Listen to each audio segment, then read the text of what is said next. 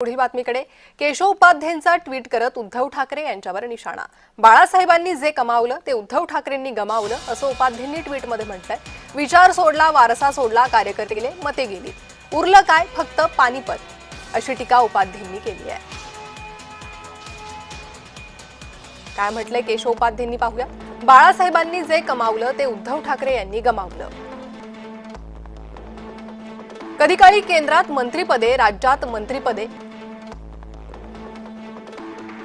मुंबई ठाण्यासारख्या महापालिकांमध्ये सत्ता आणि महापौर पदाचा मान, जिल्हा परिषद अध्यक्ष, पंचायत समित्यांचे कारभारी,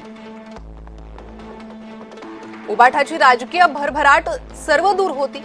आजचं वास्तव मात्र वेगळंच आहे। ना केंद्रात मंत्रिपद, ना विधान परिषदेत स्वतः परत निवडून येण्या इतकी आमदारांची ताकद।